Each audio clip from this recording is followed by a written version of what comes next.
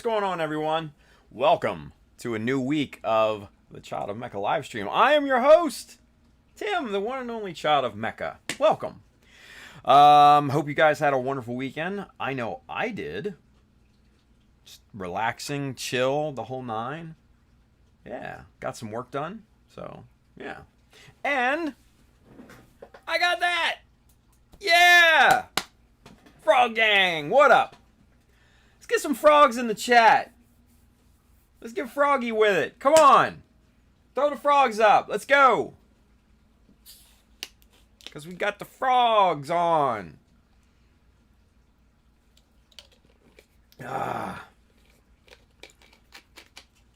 Anyway.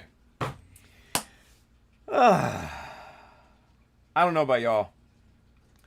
I got the itis bad right now. Like, bad. The kid and I had dinner, and I'm just like,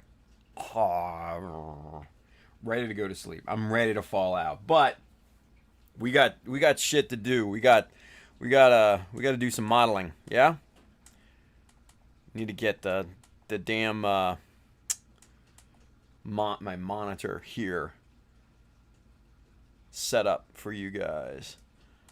So, because I forgot to do that. There we go. Is that right?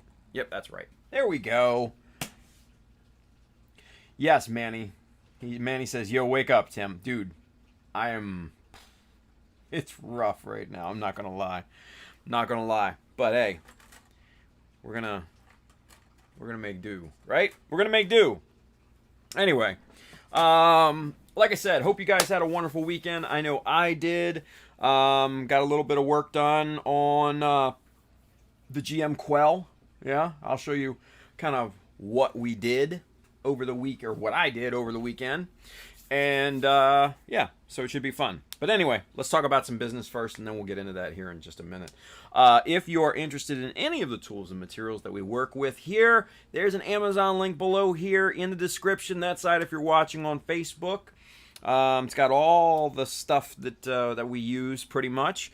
It's got also has some books for inspiration, gear for streaming if you're into that, all sorts of fun stuff, and we're constantly updating it too. All the diamond plates are on there now. I even got where is it? I got a 1500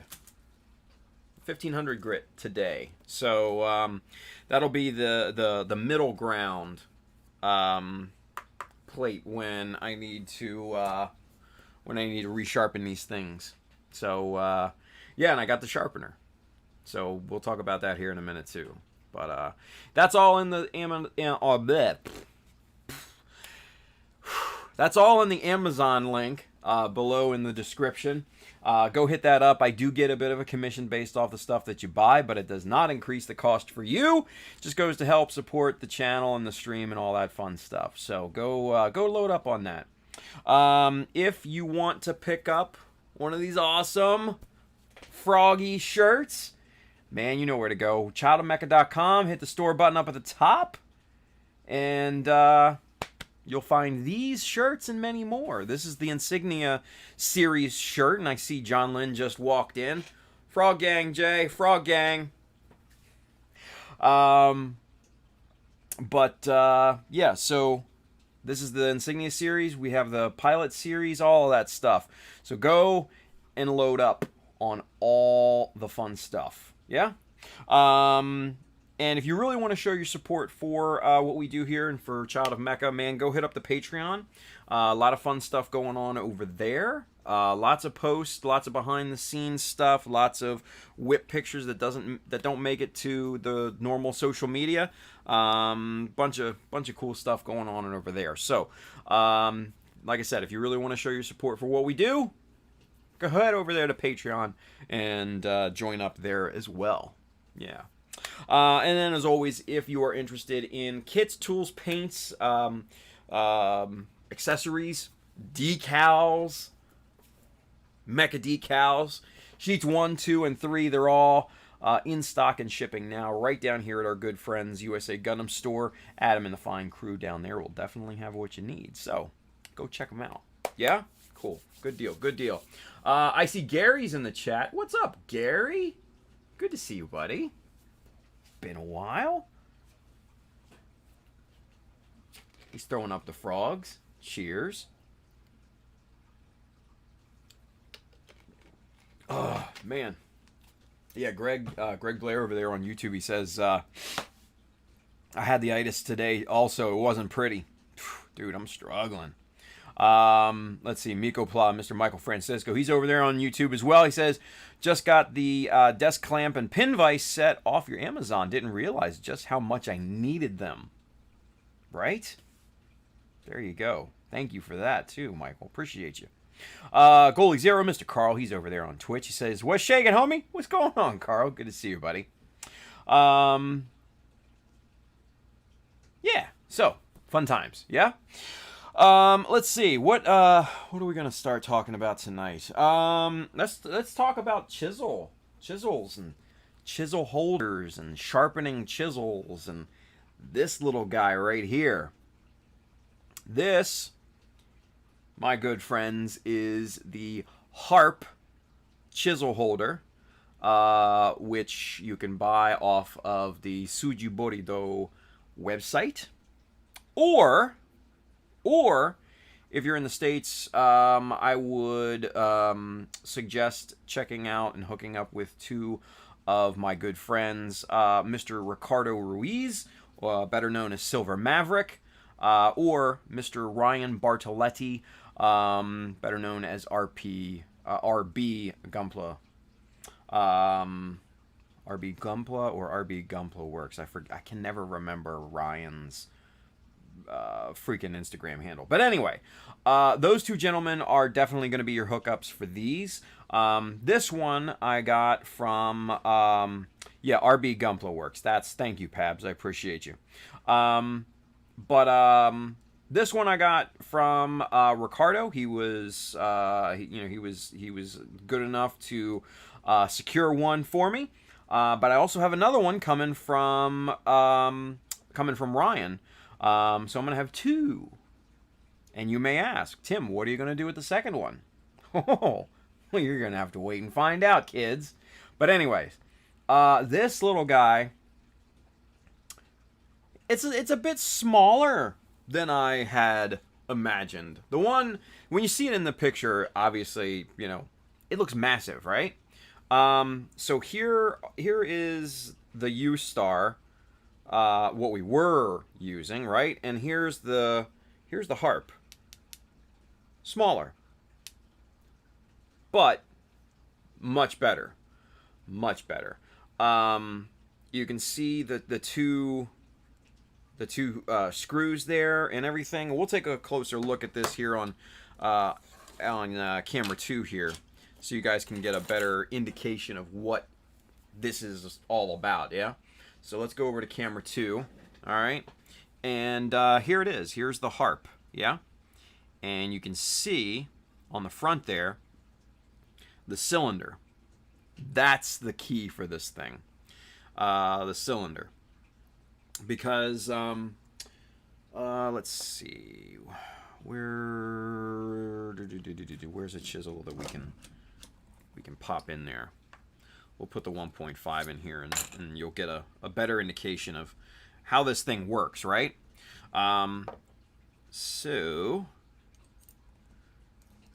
you pop this guy in here, right? And you can see,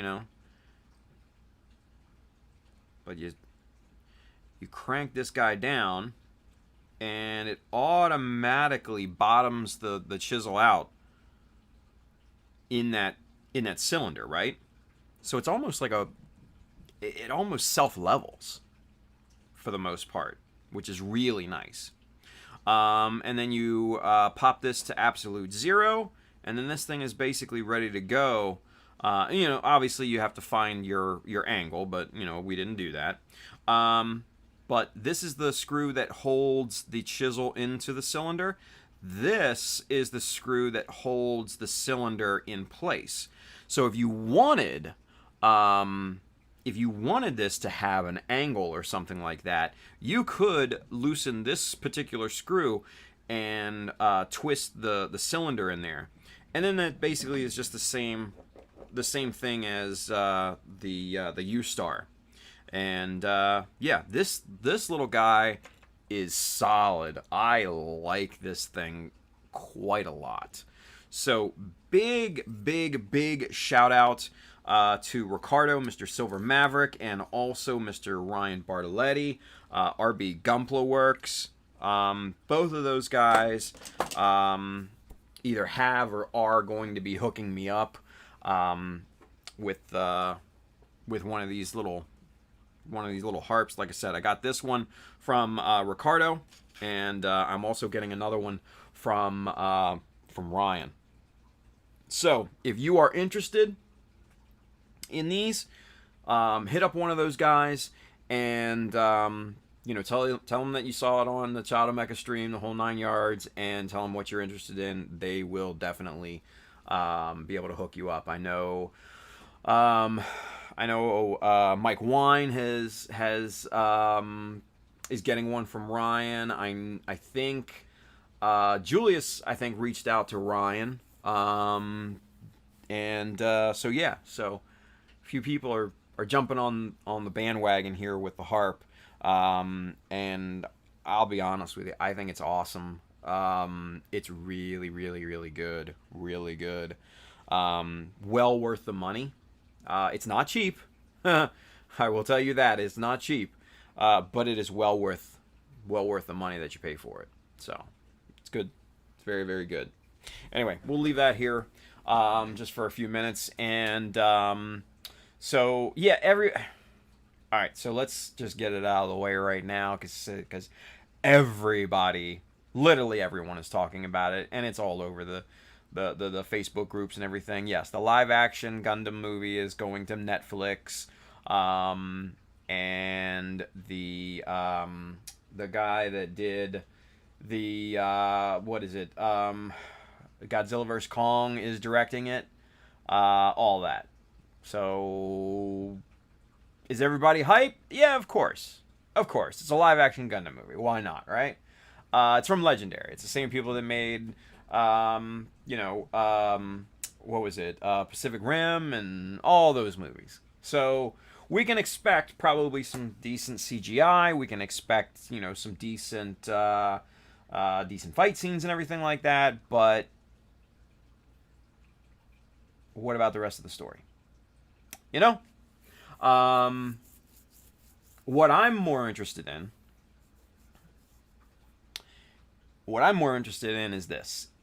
is that I want to know why I would be interested in why Netflix picked it up. Because there's one of two reasons. You have to ask yourself, what reason was it? Was it that all the other studios passed on it in terms of distribution? Or was it Netflix outbid everybody? We don't know. If it's the latter, then that's probably good news. If it's the former, it's not good news. So, we'll see. I'm not really enthused by the choice of directors. Yes, this guy directed Godzilla vs. Kong, and that's about it, right? Now, mind you, he may do great on this. He could surprise everybody. Or it could be a total load of shit. We'll have to wait and see. So, I'm basically... I thought he directed Kong vs. Godzilla. Or Godzilla vs. Kong. But he said he directed Skull Island. Okay, what's he done since then? You know what I mean? What's he done since then? Bill, Mr. Ruslam says, I care more about script and cast than director. I agree with you. I agree with you, Bill. But the director is important because that's who oversees, that's who directs the direction of the movie. You know, so that's whose vision we're essentially seeing. It's, think about it. It's like Steven Spielberg or somebody like that.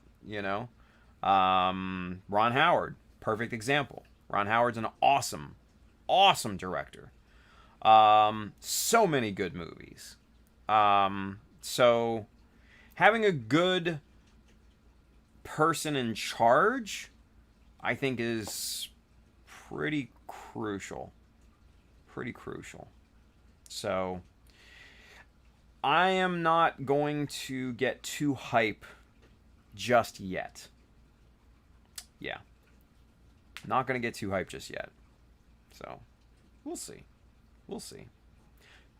George, Mr. Old School Gunpla, Ron Howard, meh. I like Ron Howard, George. Come on, man. Killing me.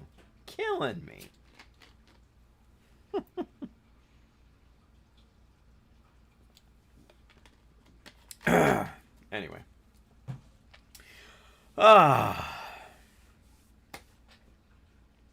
So, that's what everybody's talking about today, is the live action movie, right? Anyway. Bill says, I hope the director who cares about the source material, like Jon Favreau with Marvel movies. Yeah, or Dave Filoni with, like, the Star Wars, Yeah. Source material is important. And if anything, sticking close to the source material has been a pretty, I think, a pretty solid road to success. If you look at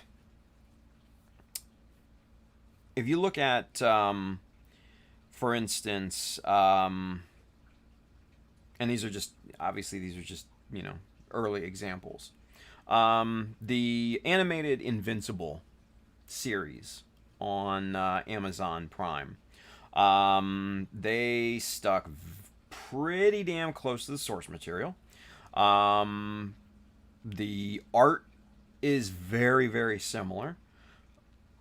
I mean, they basically tried to animate the comic book, which I think has been enormously successful. And then if you look at the upcoming Jupiter's Legacy series on Netflix, it looks like they're sticking pretty damn close to the source material. I mean, the costumes and everything, it's pretty spot on, right? So, with the success of Invincible, kind of goes to show that sticking close to the source material is a good idea, you look at some of these things, some of these series that have kind of diverged.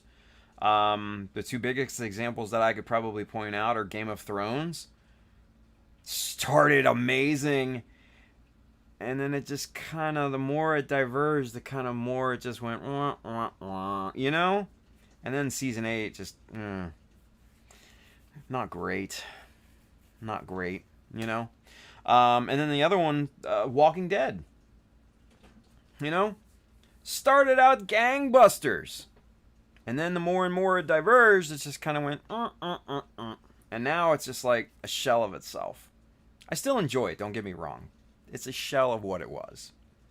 So, diverging too much from the source material can spell trouble for for a project. So hopefully they stick with it. We'll see, right? We'll see. George has got a question. We have a question. So he wants to know, how does this little harp holder support MadWorks DLC chisels? That's a great question, George. And what I would say is that, number one, it's probably not going to be much use on the blade side of things. Unless you can come up with some sort of way to rig that blade in this little cylinder. Now the round stock ones would definitely work, but being round and this being a cylinder, you're going to have to find 0. So you're going to have to put some marker on the blade and see how flat that is, and kind of work through orientation and stuff like that, and you're going to have to calibrate it. But no, I definitely would not suggest using something like this on the bladed style of MadWorks chisels. It's just probably not going to work very well, unfortunately. Now, you might find a better time with this. And George, like I said, I'll send this one to you here soon. But with this little notch here right down there at the bottom, that may be able to cradle the MadWorks blades. So I don't know. Only one way to find out, right? So, yeah. Bill's got a question for us. Let's reset this here real quick. We have a question. Bill says, on the MadWorks blade version, can you put it in sideways and turn it to 90 degrees? Oh, well, actually I didn't think about that. I don't see why you couldn't.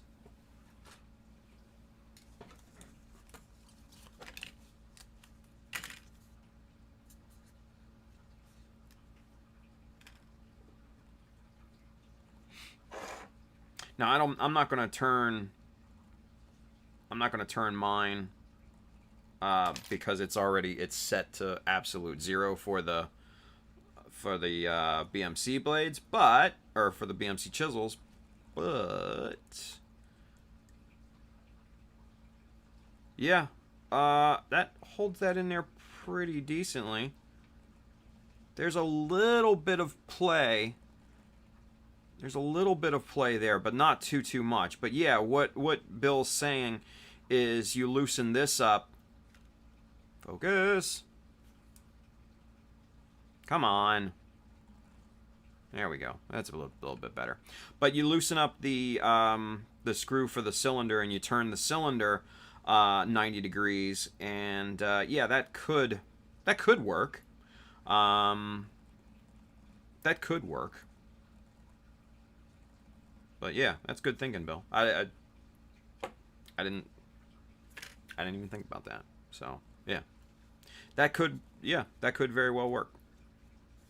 You just got to be. I think you'd probably have to be a little careful with it, because like I said, there's a little play on the front part of the blade, just a little bit.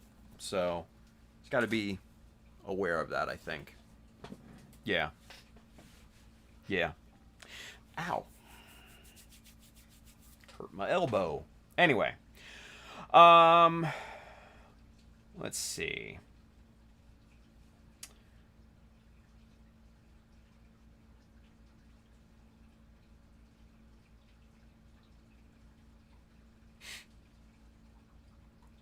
Just trying to catch up with things. Goalie Zero, Mr. Carl over there on Twitch, he says, as long as Ron Swanson plays Ron Barral, I'll give it a pass. Nice. There you go. There you go. Oh, yeah, Pab says, don't be talking about hurt elbows. Right? Poor Pabby. Poor Pabby. Poor Pabby got a hurt elbow, everybody. Pabby got a hurt elbow. He got gout or something like that. I don't even know what he's got. What do you got, Pabs? Is it an old Goonies injury?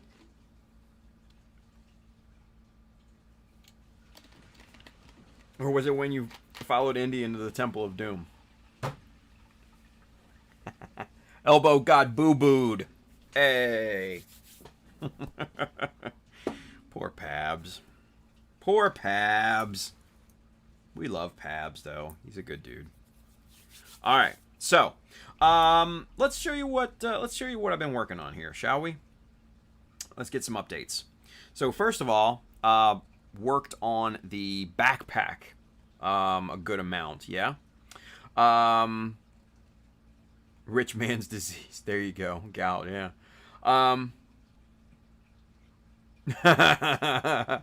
Ranger Chris says, "Damn it, Tim, I was about to make that joke." Hey, man. Sorry.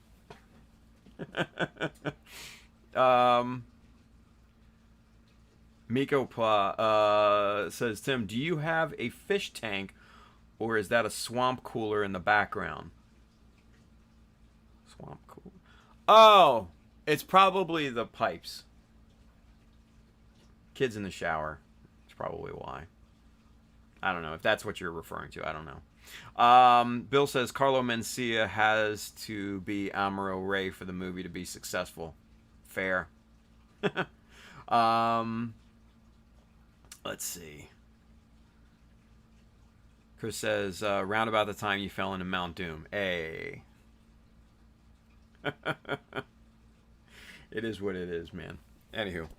So yeah, let's talk about this here right quick, yeah? Did a bunch of work on this here over the weekend and stuff. Posted some pictures of the new connectors, yeah? These are really cool. These are threaded inserts. Basically, what happens is you have to insert these. These are plastic threaded inserts, right? Basically, you have this kind of heat gun, almost like I don't know, almost like a soldering iron or something like that. But you put this on. There's like a heated tip, right? And this gets warm, like hot, and it melts into the plastic basically. And once that plastic reforms around it, this thing isn't going anywhere. And just like the name implies, there are threads inside here that you can screw into, right? So, but I like these for little detail bits, yeah, because they make, yeah, I don't know, they make everything look kind of mechanical and stuff, and it just makes it look good, yeah. Anyway, just those kind of peeking out there, I think look really, really nice. A bunch of work went into these, trying to get these mounted and everything. And then inside the thrusters, I popped two of these little guys in there and glued those in. So these are a little bit more shallow, and you can see in there, drilled a 1mm hole, and I'm going to put a little metal nozzle in there to really kind of bring out the detail. But on the inside here, you can see kind of how much work went into this thing. And I'll peel off the outer armor, and we can show you exactly what went into this.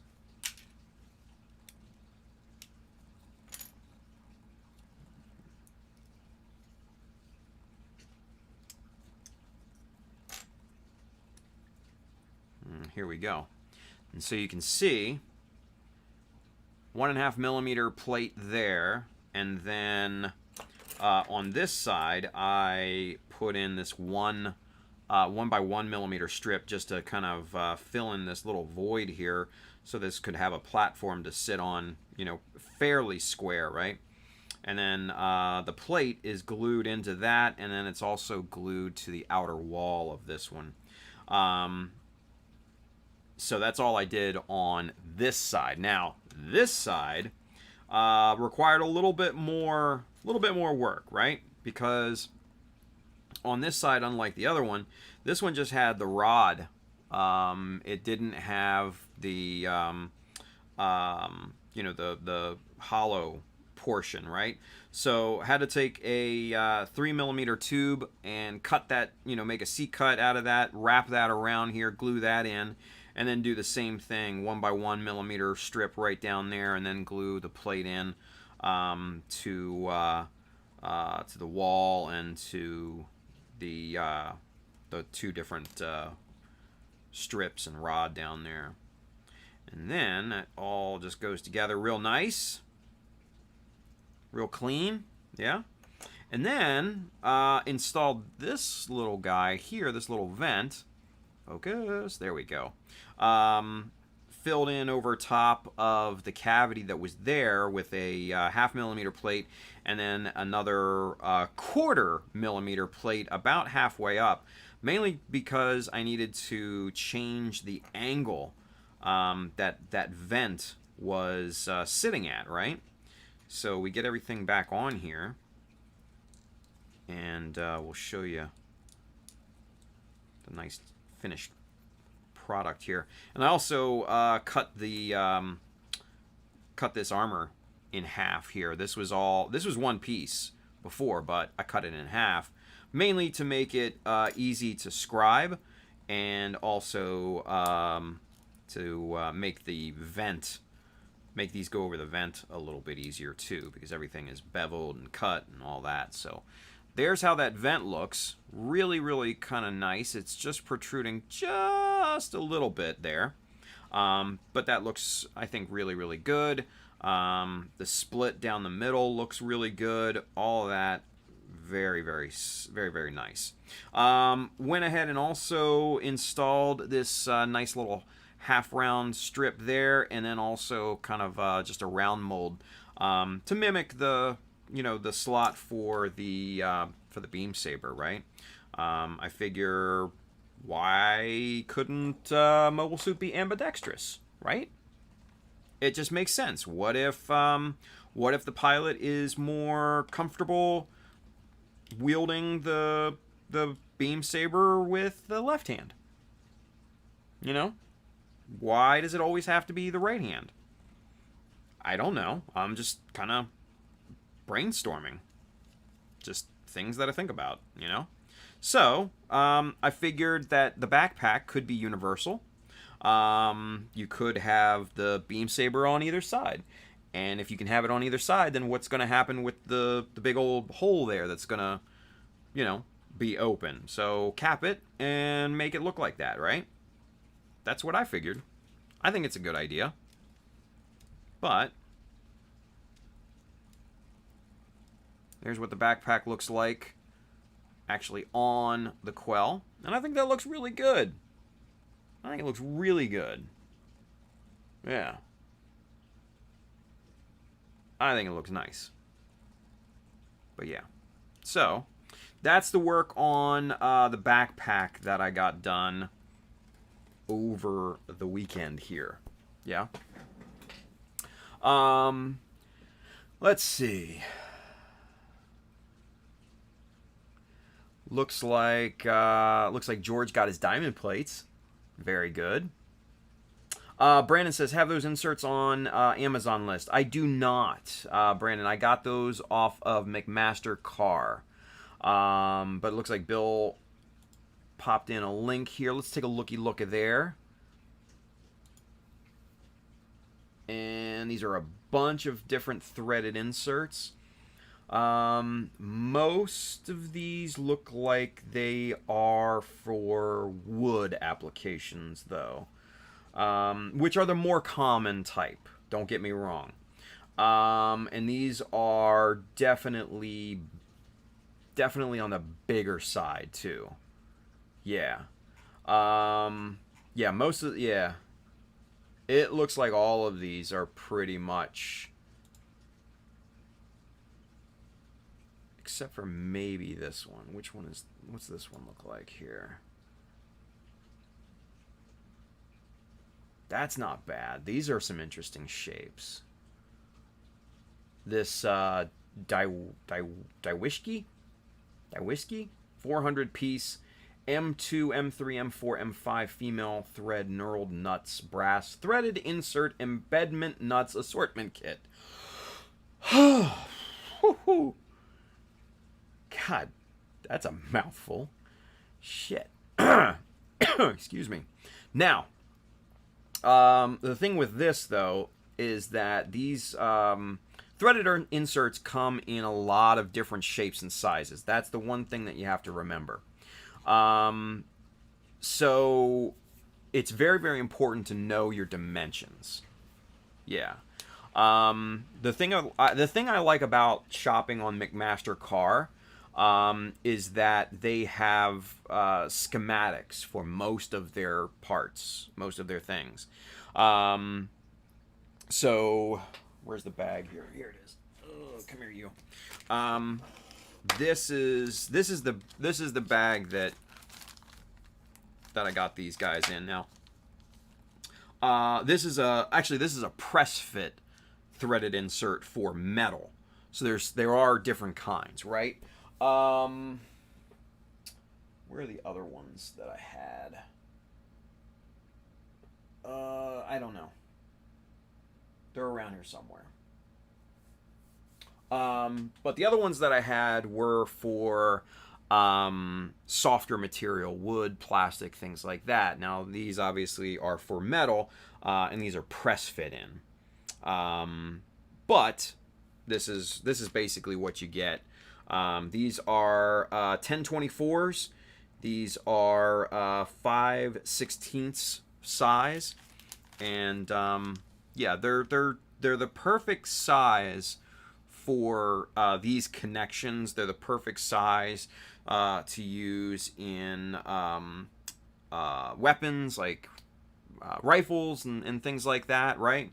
And like I said, there are different kinds. There are different designs.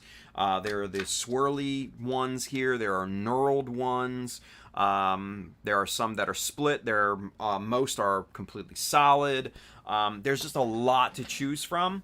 And the really cool, like I said, the really cool thing about McMaster Car is that you can look at their schematic page on most of their products and see the exact dimensions of the threaded inserts and everything. So they'll give you height, diameter. They'll give you inner diameter.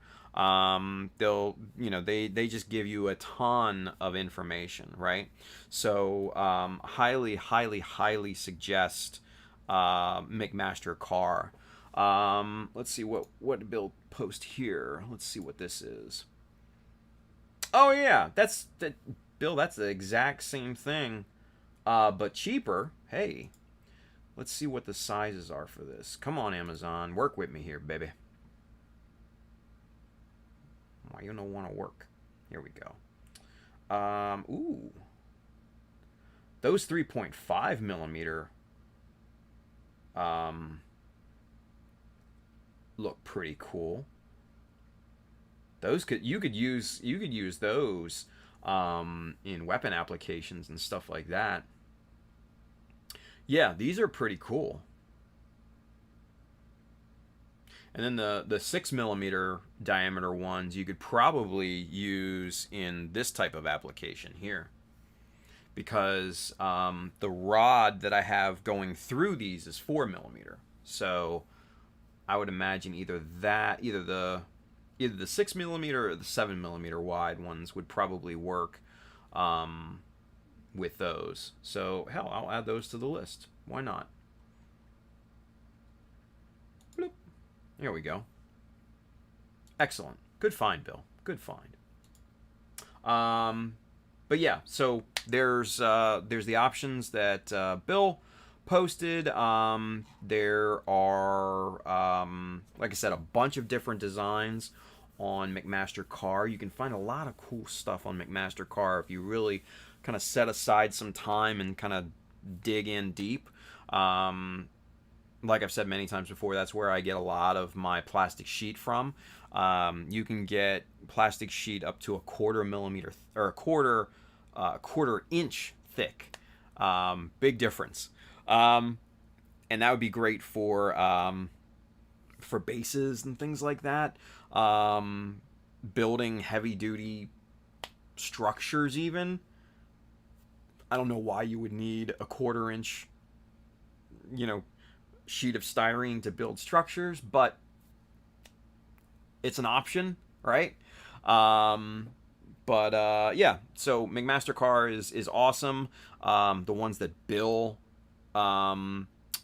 posted there are awesome too. So go check out both. Yeah, go check out both. Let's see. Manny says, I say the same damn thing. Fair. Mr. Gumbler Ronan. What's up, Z? I was on Z's show on Saturday, and we were talking to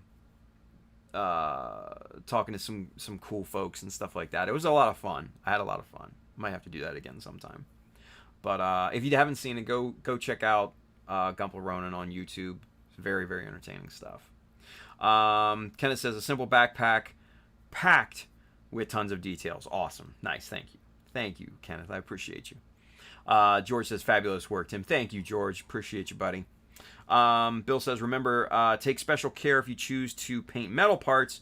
You may need a special prep or primer for it. Yes, absolutely. Where did I put the... Shit. It's probably out in the other room. Yeah, I put it out in the other room. Anyway, metal primer, definitely. 100% metal primer. Metal primer is going to be your best friend when it comes to stuff like this, if you want to paint. Yeah. So definitely metal primer. Some sort of etching primer.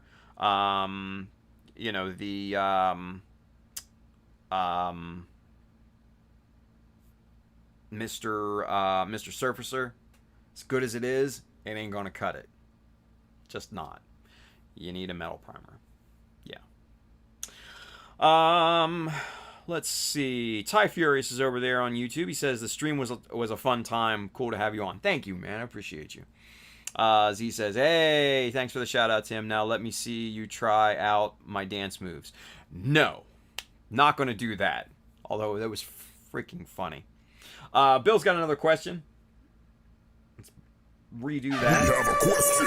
Hey. Bill says, Tim, would you say that is a big green shirt? A big green shirt? Yeah. It's definitely a big green shirt. Frog, gang, what up? Ribbit. Anyway. Alright. Let's get to work, yeah? Put those over there.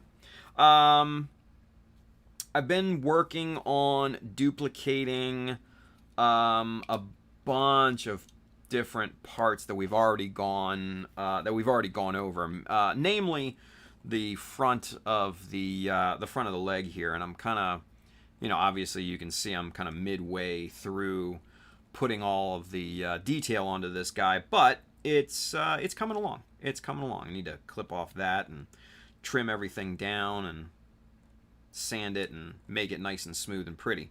But that's kind of where we are with that. And that's not what we're going to be working on here tonight, because you've already seen me work on that stuff. Now, what I think we're going to be working on tonight is the shield. Yeah. I have some ideas. For the shield.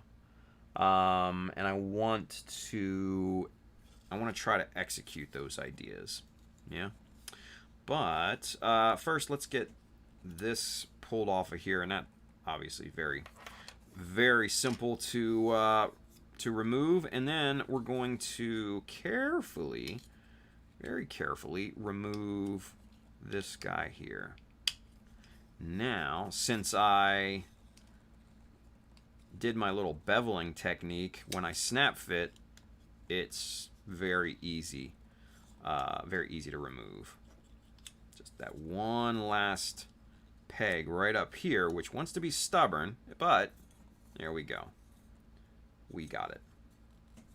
So there's that, and then we're gonna take these two minus molds off of here.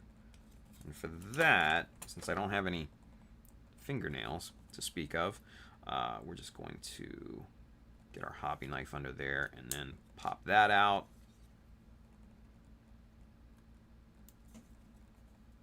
Pop that out. We're gonna put these over in the little bin there, just so we don't lose them. And so we've got our two parts here. We're gonna start with this guy first. Let's see. Bill says my stream keeps stalling / buffering. I am going to jump off unless anyone needs me for something real quick. Bill, yeah, man, do what you got to do. I know my side keeps kind of tweaking out on over here on the rig. It I don't know. It might be me. Who knows? Anyway, let's see. Belted Earl says Tim was a hand model in a former life, right? Hey, no, no, not my hands. Dry and cracked and calloused and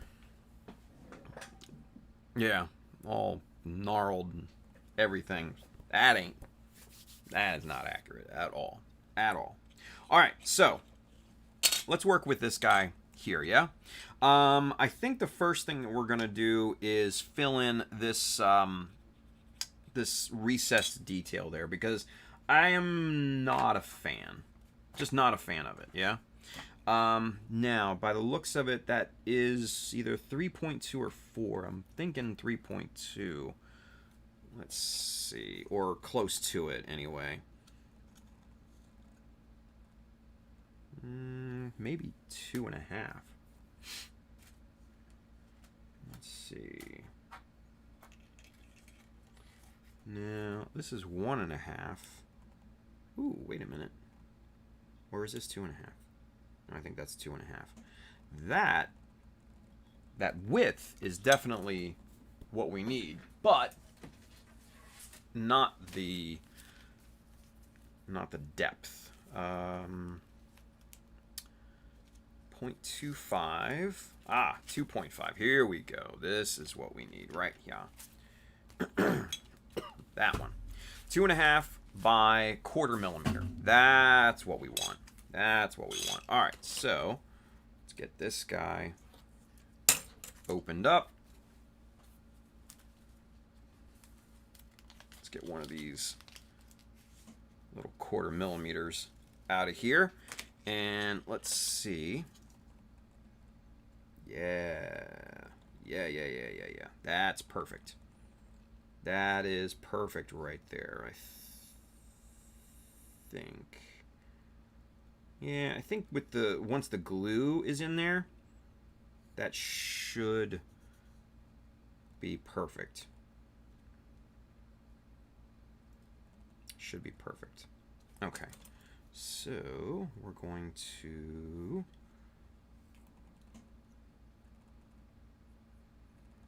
cut this a little proud of what we need, just so we can kind of whittle it down here. There we go. All right.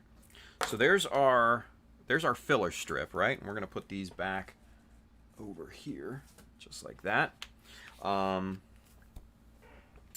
says, okay, the night all. Take care, Bill. Appreciate you, buddy. Mike Dawson says, I got my Anchorette paints in the mail today. They're a bit smaller than I imagined. Yeah, it happens. It happens. So, all right. Let's see here.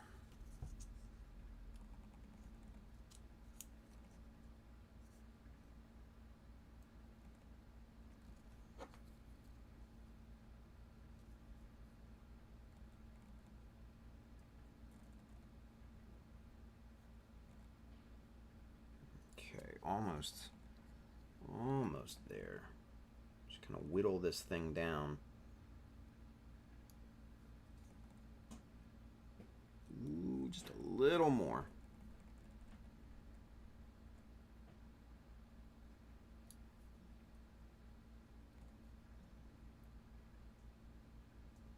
There we go. Good stuff there.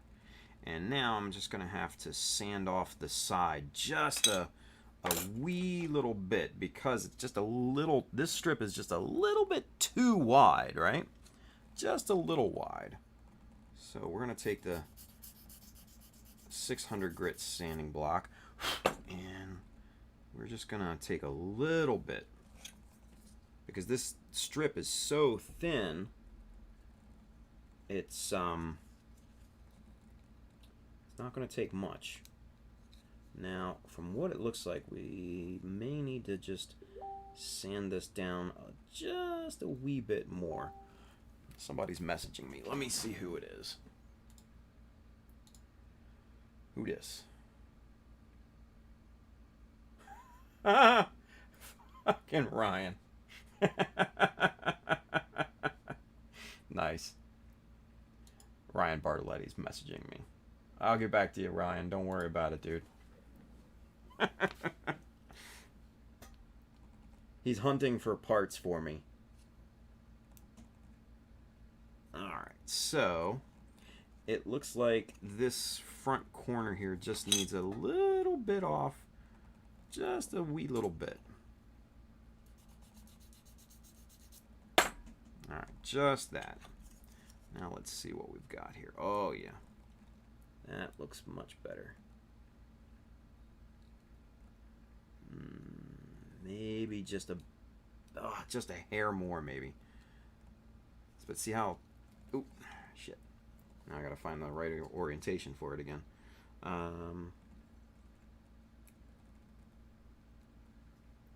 It's up this side.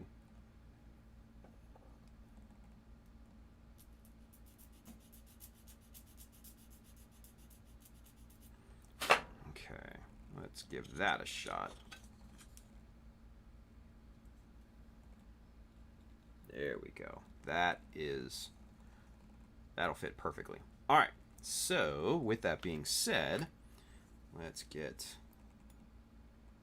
this guy out of there, and we're going to pop some super glue in here. Not a ton, we don't need a ton, but we need enough to raise this up just a hair so that it's level with the rest of the surface, right? And that, of course, that glue is going to squeeze out and fill in any voids and stuff. Just going to sink that in there. And pop a little of that good stuff, that Insta-Set on there. We're going to let that cure for just a little bit, right? Clean up a little bit there. Let's see here. Chris Pab says, Michael Dawson, they're small because you get so much out of that bottle since it will be mostly thinner. Yeah. Gumpo Uruguay says, yeah, they go like 3 parts thinner, 1 part paint. Yeah, something like that. Pabs even went 3.5 to 1. Yeah. Deathy Clocks over there on Twitch, they've got a question for us. Let's get that answered. Come on, reset the button. There we go. We have a question. They want to know, would you consider doing a video on how you go about the design process for lines and adding plates? Absolutely. Yeah, absolutely.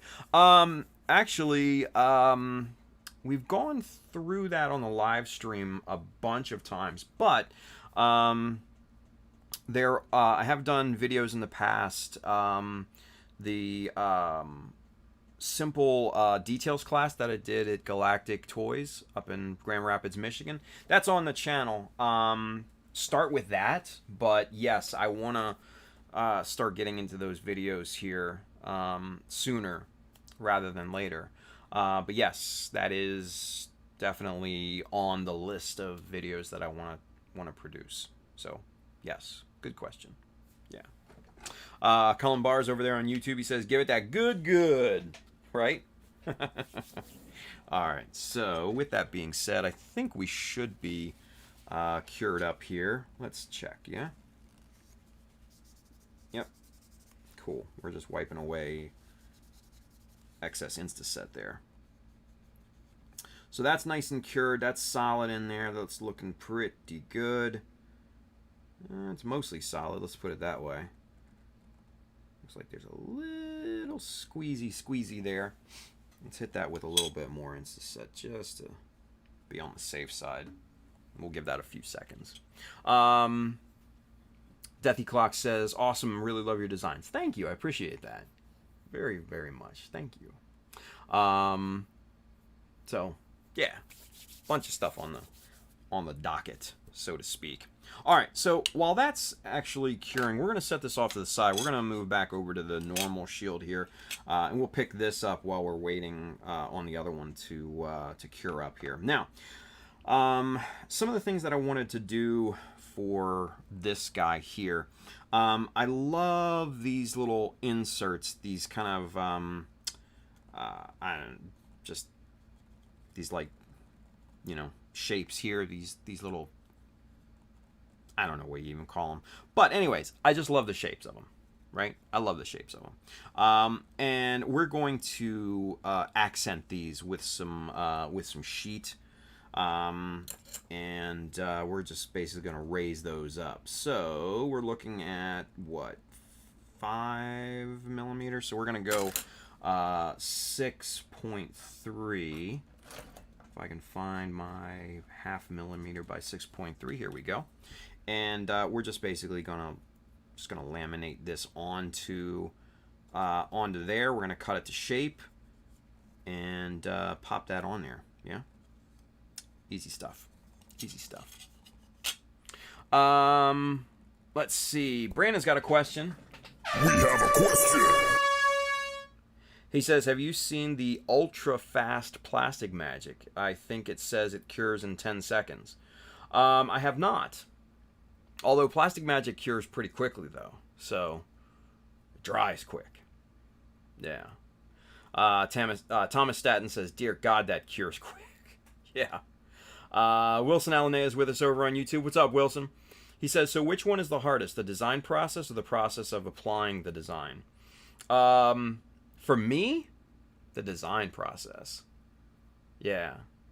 Applying it's not a big deal. It's coming up with the design. That's the tough part, I think. Because there's no, you know, with once you have the design and then you have like a roadmap to actually applying it. There's no roadmap when designing. So you gotta come up with it all on your own. You know, it's just like scratch building. You have to have a plan. So, yeah, the design is absolutely the hardest part. At least for me, you know. And I think it is for most people, I would say. If I was, you know, if somebody asked me, I think the design process is probably going to be the hardest part for most people. Not everybody, mind you, not everybody, but most. Yeah. So, you know, there's definitely some things that I've picked up over the years, in terms of design, panel line design, plating design, things of that nature.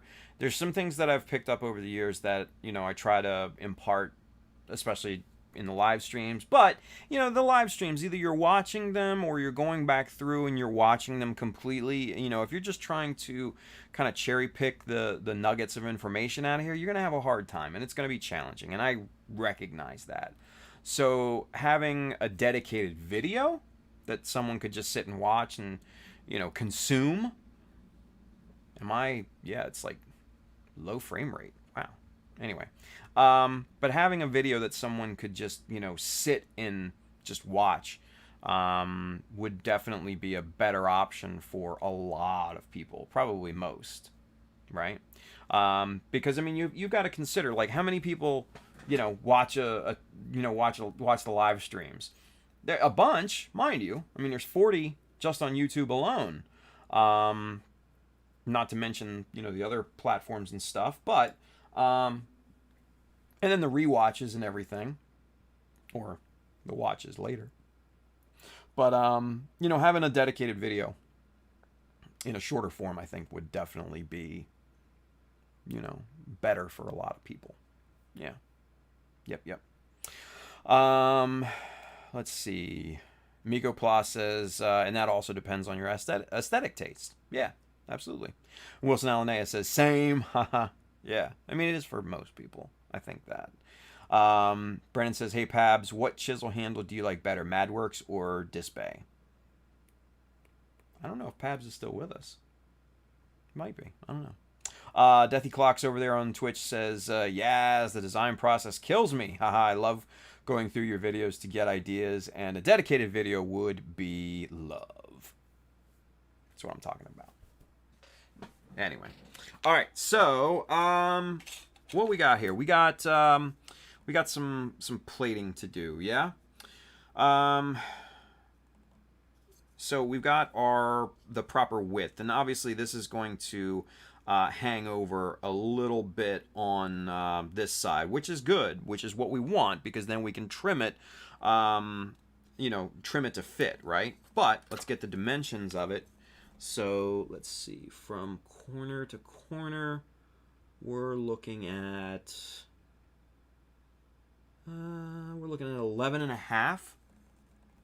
Yeah, so 11.5 millimeter wide is going to be the strip that we want. Now, what I'm going to do is I'm going to cut it to 12 so we have a little bit of extra so that we can kind of tighten that down and bring that to the exact shape that we need, right? So let's gauge this up here. 11 and 12. There we go. Rocking. All right. And we'll get that locked into place. And we'll square off the end of this. There we go. Get that out of there. 1 and 2. There we go. All right. So now, what I'm thinking is that the angle of this, the angle right here, is roughly maybe nope, it's not 45. They changed that. Okay, maybe closer to 60.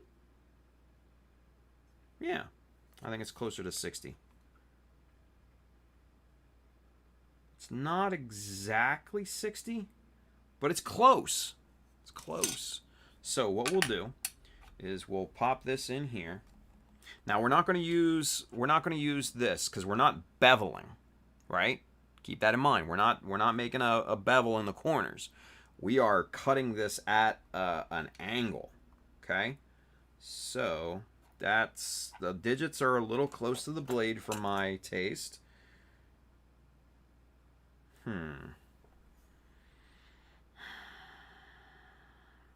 We don't want to do that either. And I'll tell you why. Because if we cut this along that angle from the corner, it's going to be a lot. It's going to mess up the entire piece. So, how high does that go based off of the rest of that? So, we're looking at about 2.5 millimeter bevel. Okay. So I think we're definitely going to have to custom trim this piece, because we're not going to be able to easily cut this on the chopper, right? Which is unfortunate, but it is what it is. So what we're gonna do,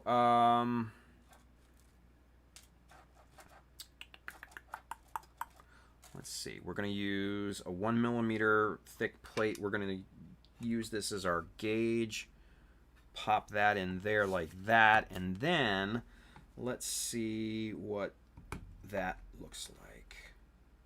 Oh shit, that's the wrong side, isn't it? Yep, that's the wrong side. Ain't that about a bitch? I need to cut it at a 30, not a 60.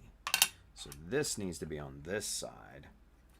And then we need to use some other form of stop here. So, and we just screwed up a piece, I think.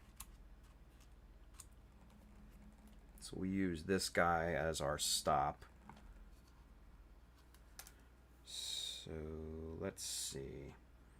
Let's just play with this here then. An experiment. Yeah. Cut that side. Cut that side. And then let's measure this up and see what we've got here. Oh yeah, see that? Oh, we're way off. What the hell?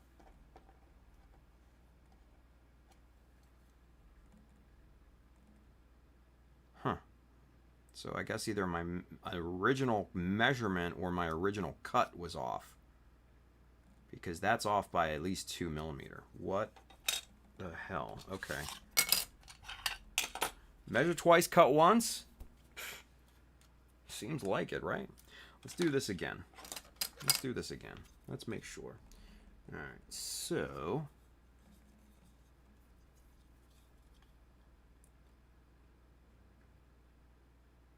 Ah, that's why. It's not 12, it's 14. 14. Ain't that a kick in the ass? Okay. That makes sense. That makes sense. Alright. Now, let's try this again.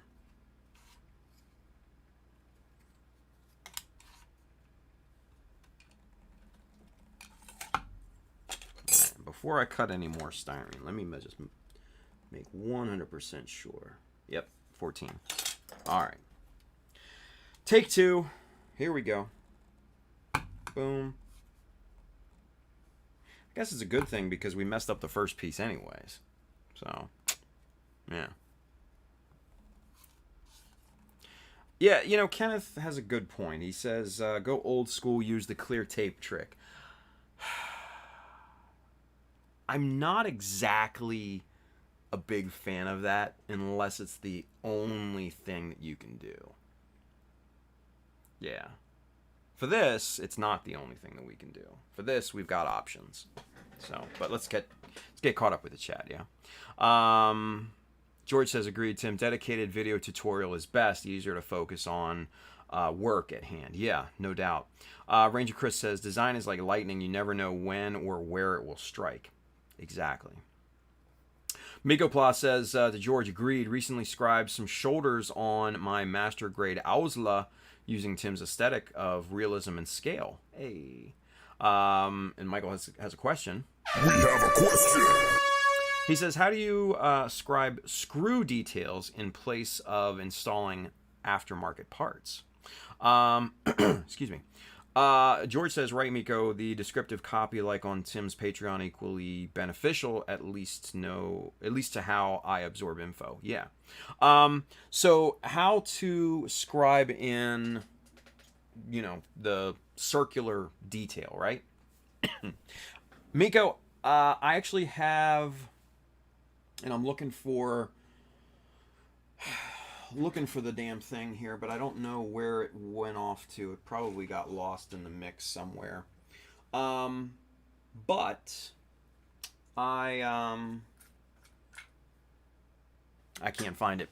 I wrote up a tutorial on that very thing using some brass tube, just some very thin brass tube like this, what I did was I used a where's the triangular one?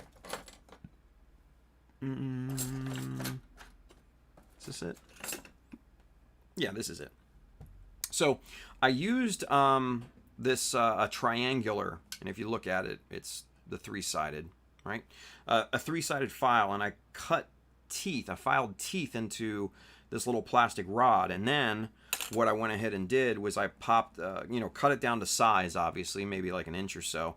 Pop that into a pin vise, and then you were just able to essentially use the pin vise and the brass rod as kind of like a cutting utility, and it just scribes in perfectly circular little details and stuff like that. So check out chowdermecha.com. There's a tutorial on it, and yeah, it should work. It worked for me. It's just not a detail that I am super hyped on. I kind of like to use the preformed, kotobukiya and metal parts and stuff like that. But it's another option, and I've used it on other models in the past. It's just not one I use a lot. So hopefully that helps. Yeah. Anyway, all right. So let's get back to this. Yeah. So we're going to go with a 30-degree angle guide, and we're going to go with, where's a 1 millimeter? Where's the one? Where did 1 millimeter strip get to? Here it is. 1 millimeter strip up against the blade, backstop up against that, and now let's see if we can't get proper looking bevels into this thing, yeah? Alright. Moment of truth. Did we cut it correctly? Oh, it looks like we did. Yes, sir. Very, very nice. That, my friends, is perfect. Perfect. Now, obviously, we're gonna need to do some custom trimming around the actual. Even if you do get it perfect, when you go to try and glue it on, chances are you're probably not going to get that perfect either. So, by cutting it close enough, you are able to trim it down. You're able to glue it in place, have a little bit of hangover on the sides and stuff like that, and then trim that flush with the shape that's there, and then that's when it goes perfect. Yeah. Buffering? Uh-oh. I don't know. YouTube looks good. Yeah. I don't know. Miko, childofmecha.com. Yeah. Childofmecha.com. That's the website you want to go to. The one and only. Alright, so we've got our two pieces here. We're going to pop the chopper back into its little resting area over there. We're going to get the shield back in place, and we're going to go ahead and glue these on. Now, next step is to see if there's any slight curvature to this, and it does look like there is a bit of curvature to this. So we are going to put a slight curve in these lengthwise, which is a bit harder to do, but we're going to do our best. And I'm just using the handle of a file here to get the bend in here.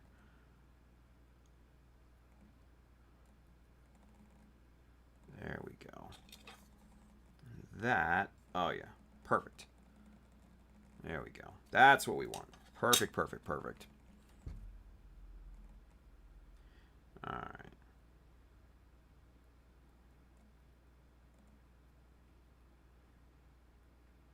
Do the same thing to this one here. And keeping it straight is just the harder part of this. But that looks good there too. Sweet. And now the good thing about having a little bit of overhang is that you have at least some place to, for the tweezers to grip onto without having to worry about popping this down. Yeah. Sam L says, yeah, the stream stalled for a second.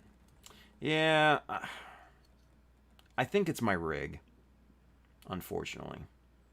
My rig has seen better days. This thing is old. But I do want to try and upgrade this here with a new processor, motherboard, memory. I've got another graphics card I can pop in here that's higher caliber. I think that's what it is. I think it's the rig. It's aging. It's very, very aging. So, what are you gonna do? Anyway, all right. So let's get some plastic popped on here. Wow, 11:26 already. Time flies, yeah. All right. So what we're gonna do is we're going to apply the glue to the piece because we know where where we're going to glue to, right? So by putting it on the piece, we don't necessarily have to dick around with the putting it on the part and messing that up.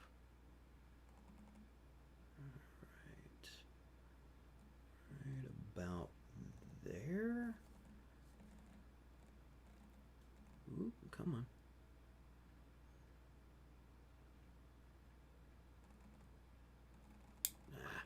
Son of a bitch.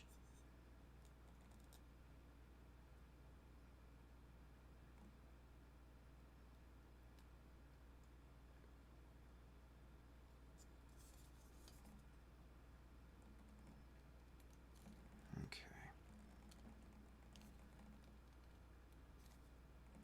Pretty good. Pretty good.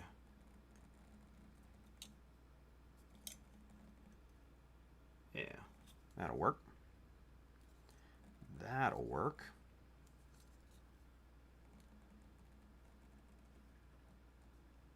Okay. So, do the same thing to the other side here.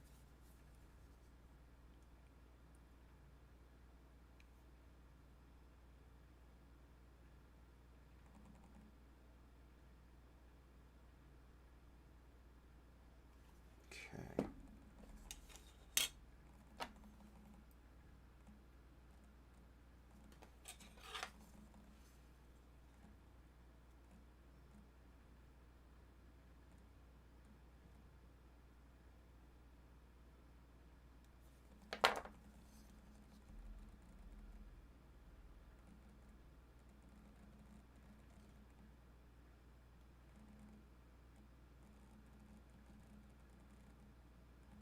Okay, that looks much better than the other side.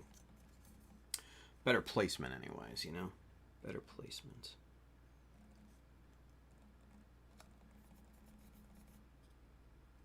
Okay. So, we'll get that side a bit to dry. And then we'll go in and let's start trimming this side down here. We'll just do one side tonight, and we'll get the other side. I'll do the other side off stream because you don't need to see this done twice, obviously. But we're going to trim off the low-hanging fruit there, so to speak, and let's trim this down first. We're just essentially following the contours of this edge.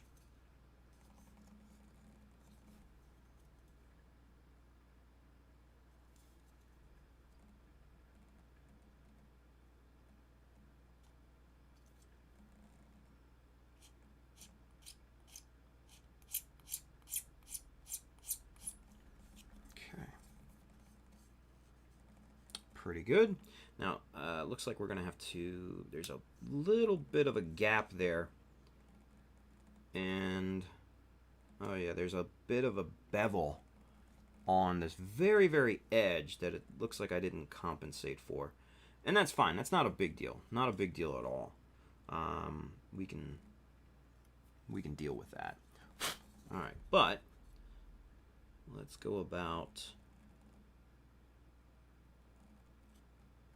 trimming this piece down.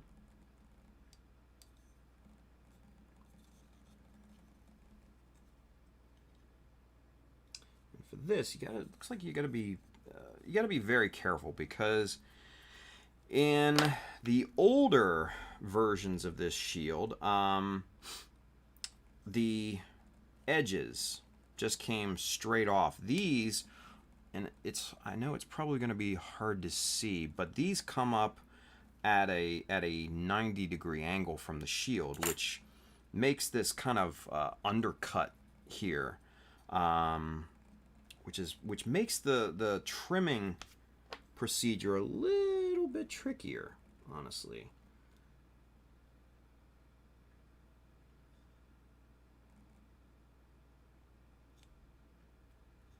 But we'll get it done. Just got to take our time. Just got to take our time.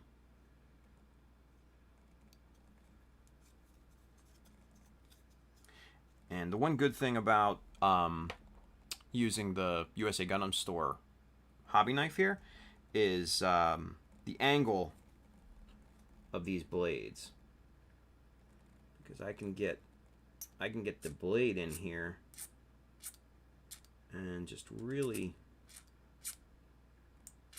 scrape that down. Get that just perfectly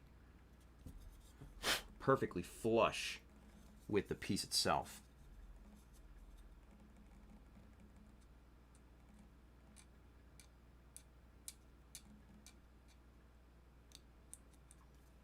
Yeah.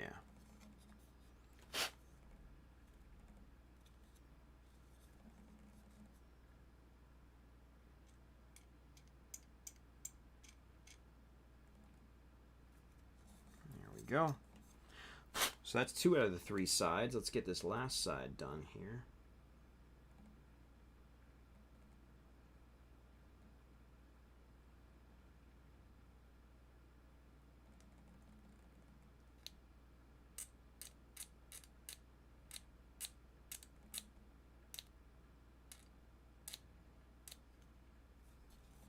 Okay. So there's that. Looking pretty good, right? And now that we have everything nice and flush to the piece, what I'm going to go ahead and do is bevel some of these sides. I'm not going to bevel this side because we still have to fill in that little gap there. But the other sides, I'm going to go ahead and put a nice bevel on these.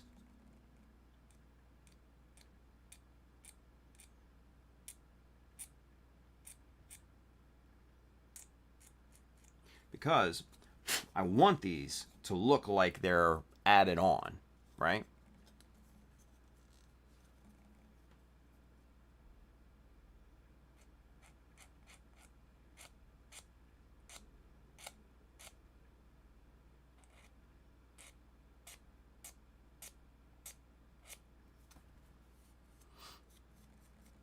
Okay.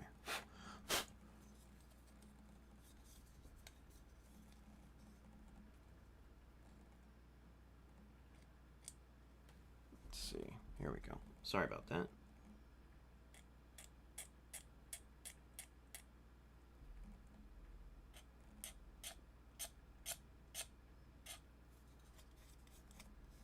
Okay, last side.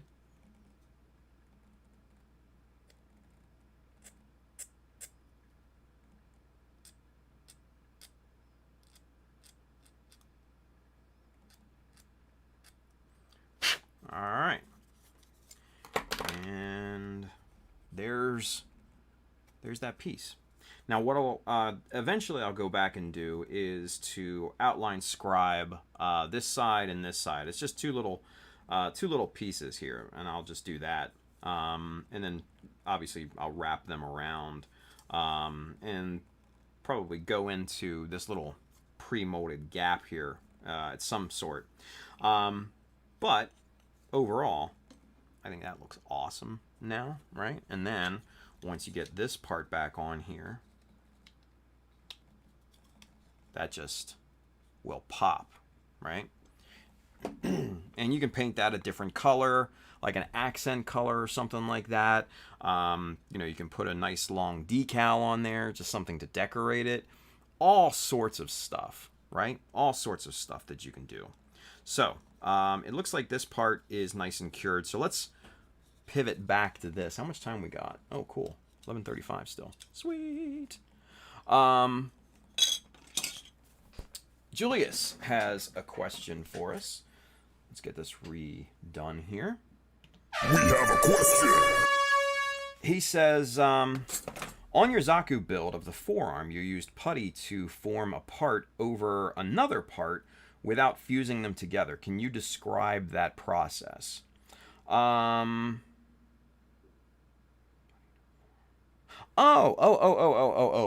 Julius, you mean the putty trick? The epoxy putty trick? That type of thing? Or did you mean the this right here to basically simulate like crushing damage? Which one did you mean?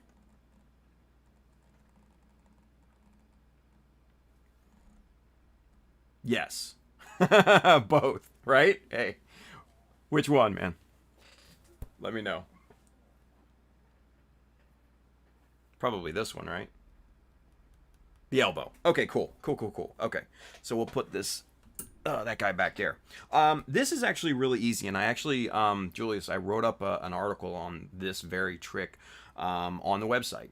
So if you wanted to check that out later and kind of see a step by step, it's actually pretty simple. But so what I did was I wanted to graft essentially this piece here onto here. I wanted that to be the new elbow, right? Like Julius said. So what I went ahead and did is I cleared out all of the debris and stuff that was in here, you know, the connection points and all that. Julius says, "Sorry, I should have checked the website." No, don't worry about it. It's all good, man. That's what I'm here for, right? That's what I'm here for. And obviously, somebody probably is watching that didn't see this before, so this might help other people, you know. So anyways, so what I went ahead and did is I cleared out all of the miscellaneous crap in this part, the connection points, the structural, you know, pieces, all that, the connection rods, all of that, the pegs and everything. Cleared out all of that, used the Dremel, used the chisels to take that out of there, all that stuff. And then what I went ahead and did was pack this with epoxy putty. And the epoxy putty takes about 8 hours to cure, so it you know, you've got some time to work with it. On the piece that I wanted to graft it to, which is this elbow piece right here, obviously you can see like they're mirror images of one another, and it fits perfectly on there now, right? What I went ahead and did was coated this in petroleum jelly, Vaseline for, you know, folks in the States and elsewhere. But petroleum jelly, basically, just used a little old brush and everything, just brushed that all on there, made sure that got slathered in it, right?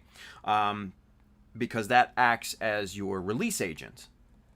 Once that's all on there, then I went ahead and pressed this the non-cured putty along with the piece. I pressed that on there to get a good connection, right? And now what's going to happen is that putty, since it's not cured yet, that will obviously press into there and take the shape of that elbow piece. So that becomes a fitted part now, right? And that fits perfectly on there. You wait your 8 hours, right, to let this putty fully cure. And then it's just a matter of popping this off of there, which takes a little bit of finesse. Don't just try to pop it, you know, completely the first time.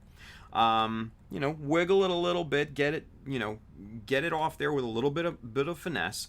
But once you have that off there, then you can trim the putty down and shape that. And, you know, like I put panel lines in this and everything like that, and I shaped it down. smooth with the sides here, and even cut this down to, you know, a nice squared angle there and everything. And then once you have that trimmed, that piece is good to go. And now you have a new piece that's just grafted on there, and it's basically like it was molded to fit, essentially. We essentially did the molding process ourselves. So there it is. And as you can see, that fits pretty much perfectly. I mean, it is flush, especially when the arm is fully extended. Those little teeth there, man, they are right up against that plastic, which is really what I was looking for. But with the movement, oh, it just looks super nice, right? And that just looks like it, once this is primed and painted, it'll look exactly like it was supposed to be there. Yeah, really, really good stuff. So, there you go. Hopefully that helps you out, Julius. And other people too, right? Kenneth says, does mechanics oil work too? Maybe? Mechanics oil is thinner. So I would be worried about it running. And then also, not knowing the chemical makeup, I don't know if I'd put it on bare plastic. It could be fine. I don't know, right? But, you know, petroleum jelly, your Vaseline and stuff like that, should be available at most drugstores, and it's super cheap. Super cheap. You know, it's like baby lotion or something like that, you know? Stupid cheap. So, yeah, that's what I would use. But, Kenneth, I'm not going to tell you not to use oil, mechanic oil like that, but I'd be a bit hesitant, honestly. I would be. So, hey, Miguel Crespo, he's over there on YouTube. He says, hey, Tim, what's going on, dude? Miguel and Ty Furious and Guy Daigogi and Manny, they were all on Z's stream on Saturday. Z's Mai Tais and stuff. It was fun. It's a lot of fun. It's a good time.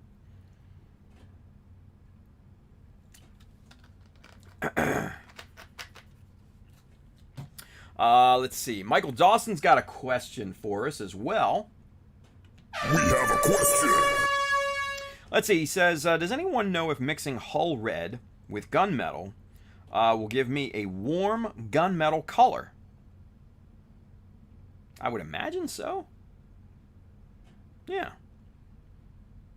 I would probably mix the hull... I would mix the gunmetal into the hull red, though. And I know that sounds facetious. It's not, actually. Because gunmetal is so dark. I would add drops of that to the hull red to maintain that red color. Right? Because if you do it the other way around, the dominant color is going to be that gunmetal. And I think your red is going to just ultimately get lost in that color. Depends on the look that you want to go for, but it should. Like I always say, there's only one way to find out. Test it out, man. Yeah, test it. So, yeah. Kenneth says, thanks, noted. That's what we're here for. All right, cool. So, with that being said, we got about 15 minutes. Let's get this guy cleaned up here, and we'll start to design our layout on this piece here. Yeah.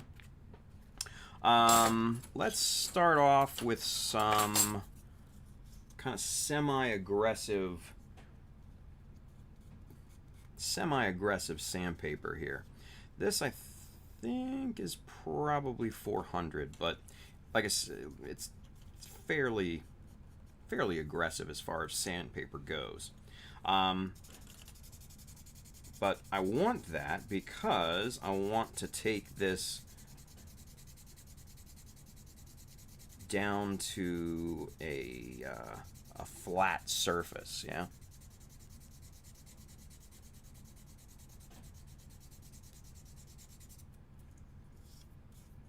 Okay. Ooh. I made pretty quick work out of that. Nice.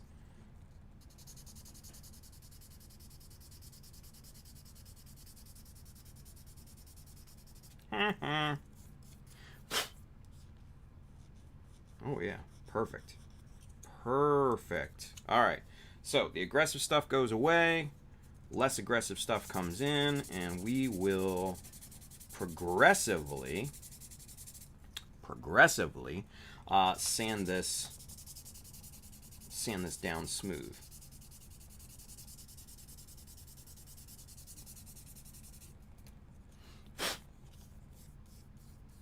Okay, here's that. And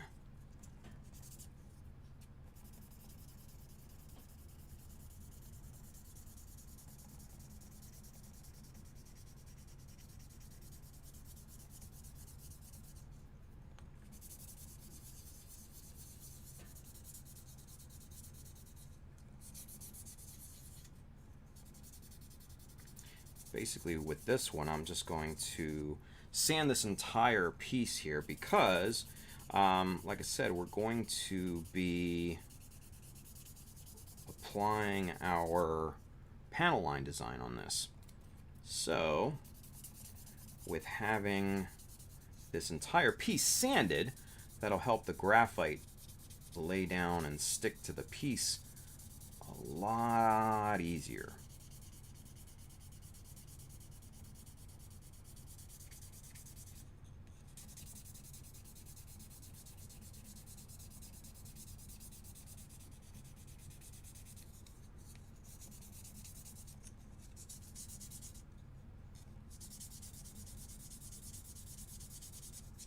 Okay.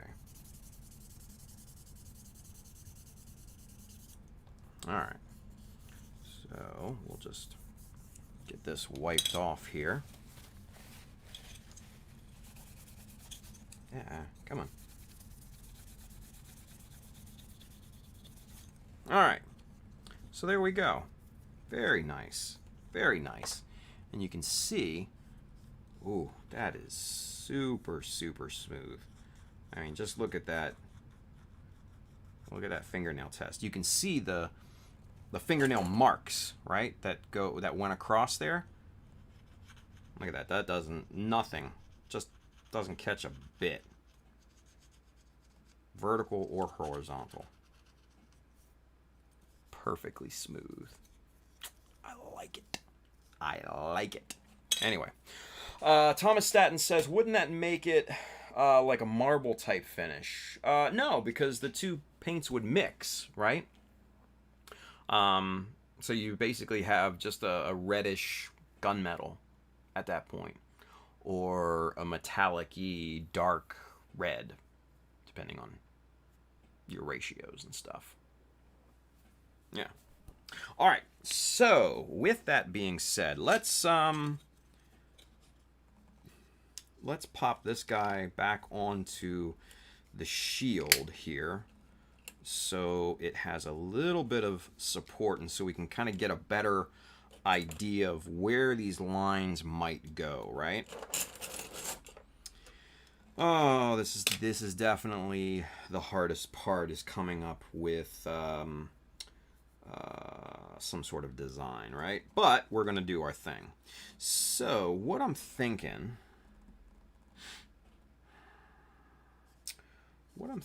is this. Here it is.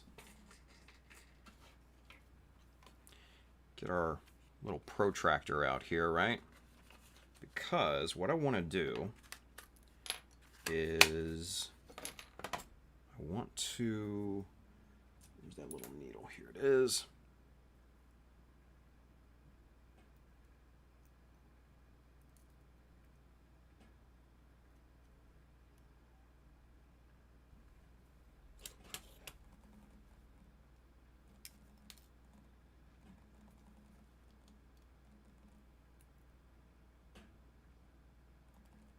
we're gonna do, we're gonna work with the compass here, and we're going to, come on.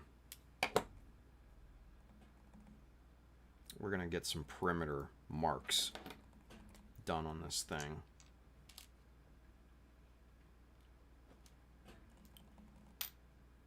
Okay.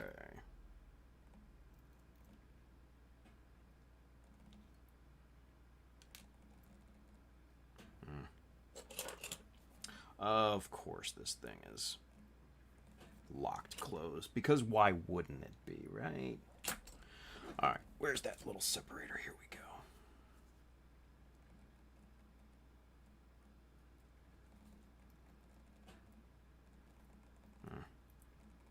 This protractor's a pain in the butt. Not gonna lie to you guys. Where's my good one? This little guy's pointless. We're gonna get the big boy out here, the see-through, made in Germany. Can't beat that, right? There we go. That's so much better. This is what we're gonna use. This guy right here. Put this away. This little rat bastard. Anyway. All right. So what I think we're going to do is we're gonna loosen some things up here first. We're going to get the needle pulled down a little because we need this for our perimeter. Come on.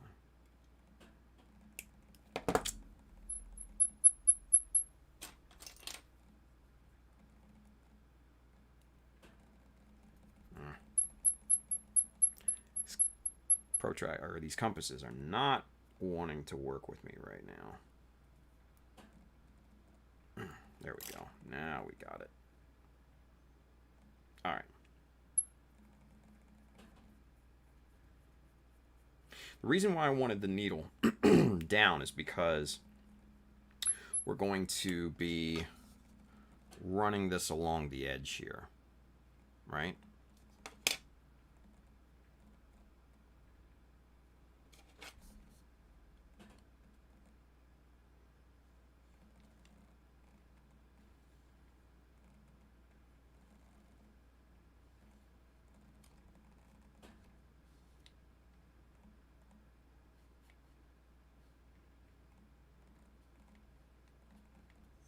Because that's at a curve right here, using a scribing jig like Collins or something like that would be extremely difficult to keep a perfectly level line. So if we use the compass here, that provides us with a much better way to measure along curves. So there you go. You've got that about 2.5 millimeter curved line in there, right? And we'll measure just to see if that's kind of where we are with things. Yeah, about 2.5 millimeter. Probably closer to 2, but that's actually perfect because that's kind of what I was aiming for.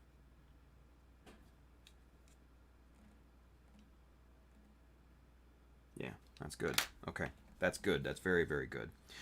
All right, so, and then we've got straight lines along the top here, so that's actually good as well. So what we're going to do is we're going to pop this guy off of here now.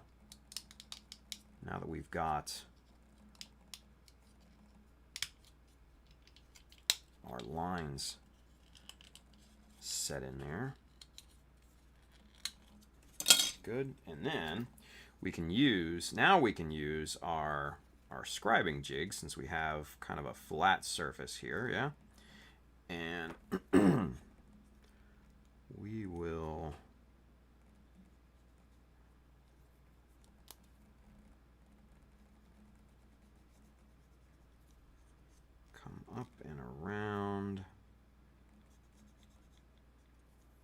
that. It's not perfect, but it's close enough, right? Close enough.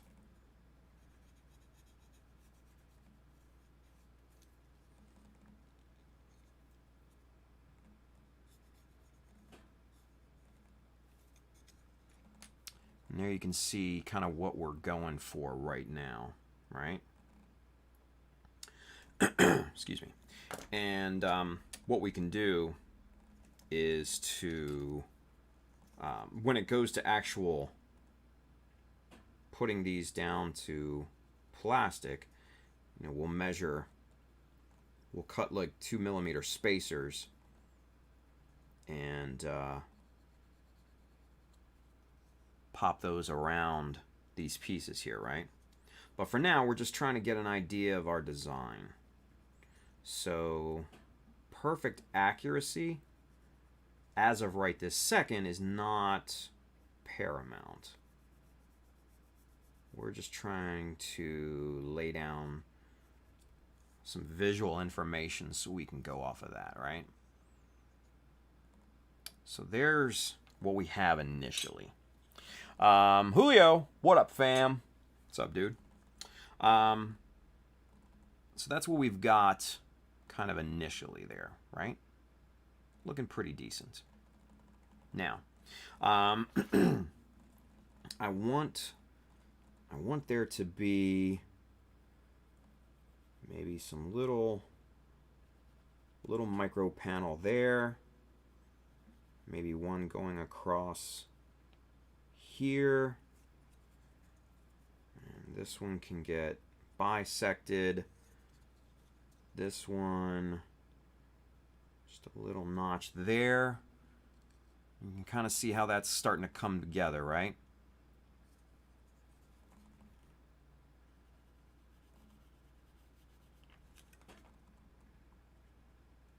Same thing on the other side.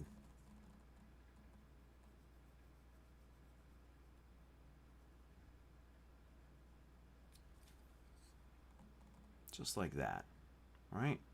Looking pretty good.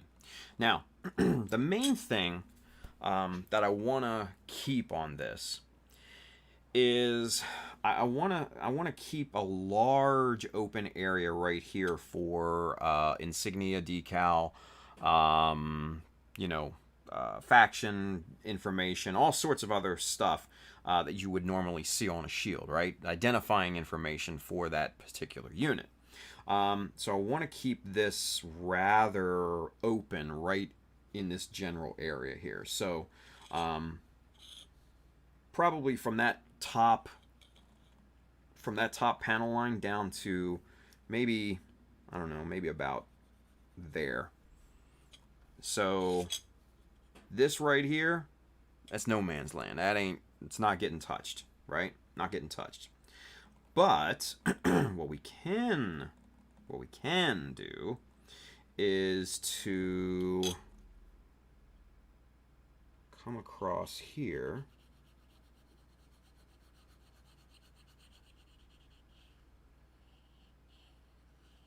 Like that, right? And that's not perfectly straight. I get it. Trust me, I know that. It doesn't have to be right now, right?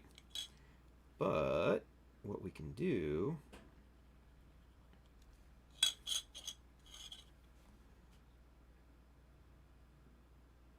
is something like this.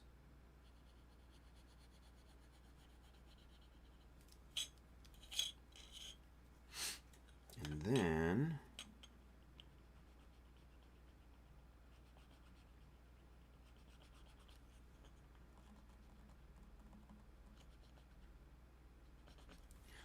something along these lines. Yeah, I like it. And then the big part, just right down the middle here.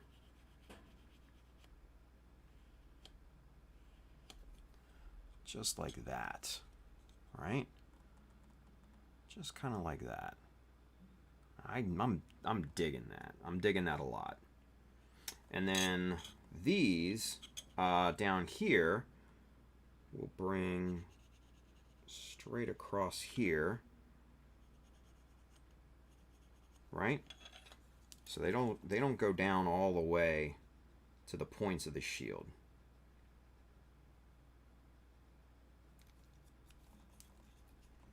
Those just come down and they stop, right? I think that's a good look right there. I think that's a good look so far. Cool. Now, another thing that we can do is to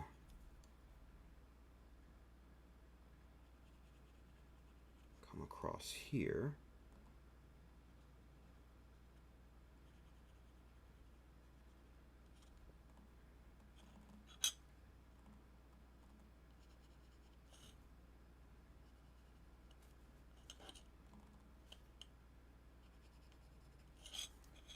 Something like that.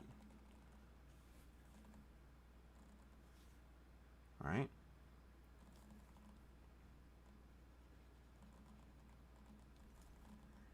We can cut those at the corners. Kind of like that. And those will be a little, you know, some little micro panels down there. But overall, I think that's looking pretty good. I think that's looking pretty good so far. Yeah. Let's see. Julio wants to know. Julio's got a question. Hey, look at this guy. We have a question. Julio says, how do you feel about priming before scribing? He says, I've been thinking about it for a while and seems like it'd be beneficial. I mean, I think, Julio, it's going to be it's going to be based on your preference, really. It's going to be completely preferential. I know a lot of guys do that. Julio asks a question and Tim starts to buffer. Coincidence? I don't know. No, but I know a lot of people prime their parts so they have a completely flat color, and you know, so that they can get a better idea of how those lines are going to go down. I don't see anything wrong with it. I don't know if it's something necessarily that I don't know if I would find any use in it myself, but that's just me. If you find benefit in it, then absolutely, I'd say go for it. Yeah. Now, I mean, I've primed parts to check to see if, you know, my gluing and you know, sanding and everything is smooth.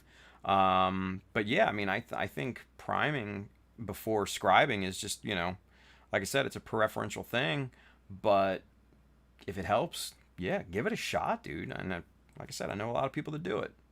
Yeah, that's a good question. Yeah. Let's see. Gabasamu Vlad Kubopoulos.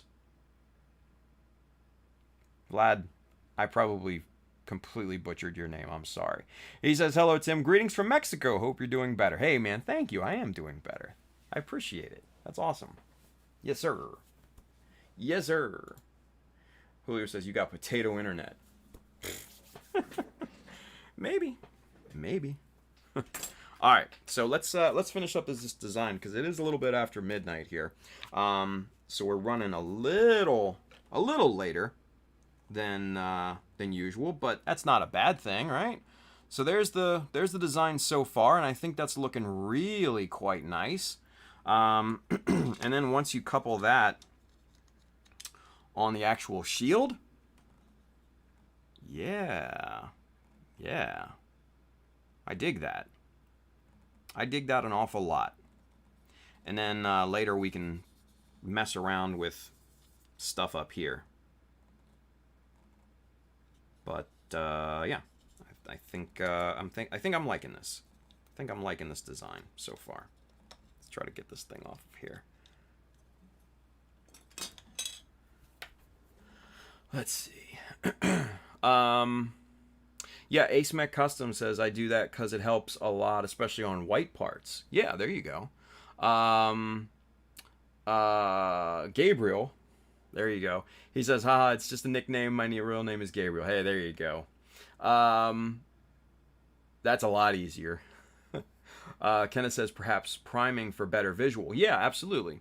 You know that, and that's the thing. Like for instance, like with the leg, right? I mean, look at this. You've got all sorts of different things on here. You've got the gray from the option parts. You got the white from the styrene. You've got a mixture of the two. You've got this dark, plastic color on here, and it's hard.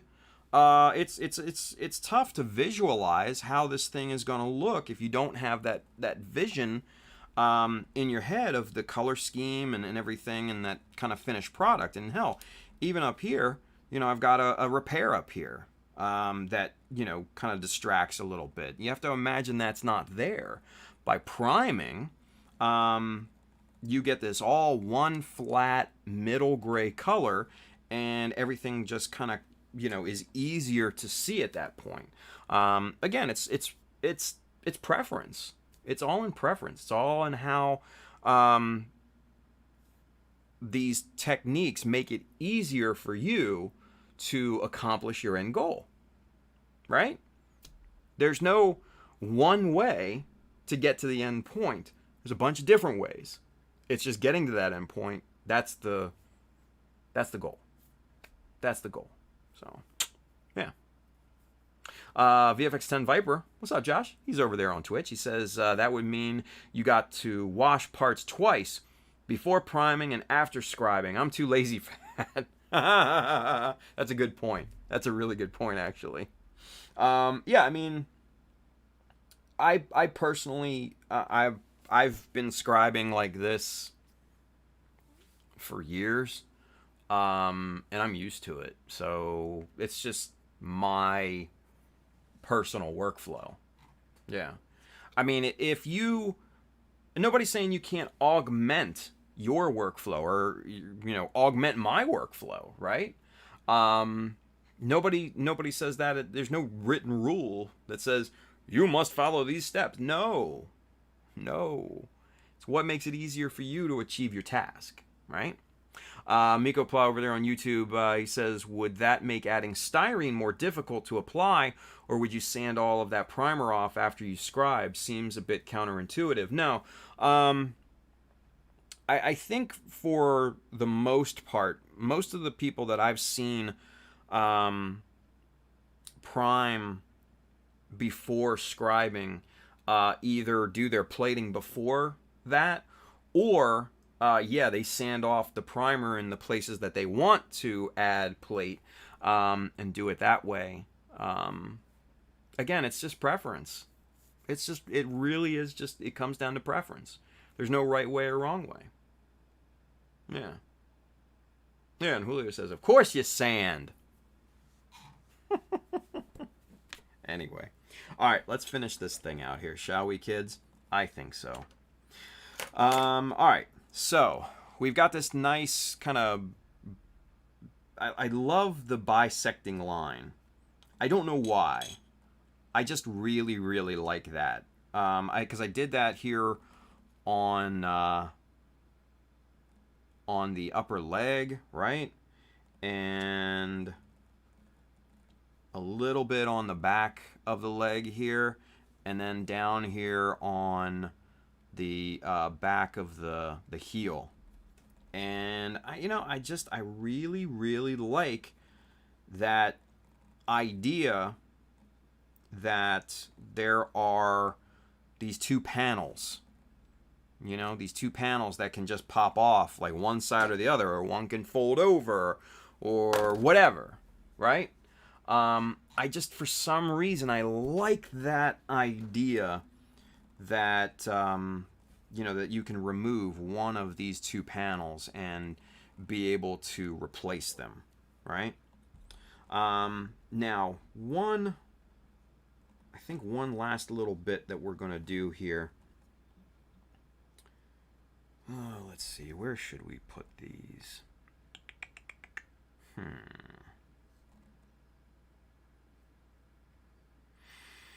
I'm thinking right about here.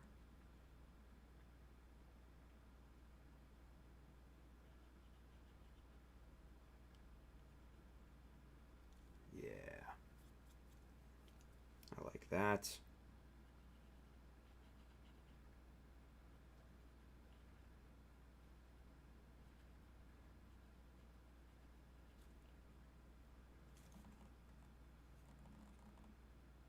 Just these little bisected micro panels there, right? And those might even be too big, right? But I think those and these will be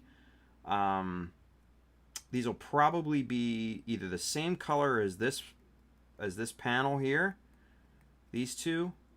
Actually, most of this will be the same color, maybe variations of gray. Because I think the shield proper here will more than likely be this green color here, right? It will more than likely be this green color, and then the inner part of the shield will be variations of gray. I think the main color will be this light gold gray here, right? And like I said, the main body will be this green, and I think that's just going to really, really pop. And then these little micro panels may be a slightly darker shade of gray. And then that will allow us to use dark gray, dark gray decals in the middle here. Hell, maybe even white. I don't know. Depending on how it would look up against this. Or we could put, the insignia and stuff like that across here. I don't know. But we'll see. But anyway, I think that is a good place to stop for the night, because we've got our design down, I think, for the most part. I'm happy with it. And yeah, I think we've got a good mix of open space. And I think we've got a nice mix of details in there too. So, yeah. Anyway,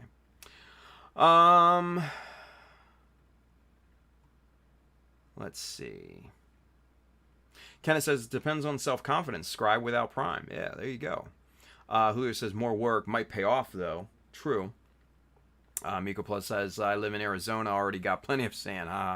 Gabriel says, we all hate sanding, but it's the only way to get a really great result. Exactly. Julio says, you love it in the middle. LOL.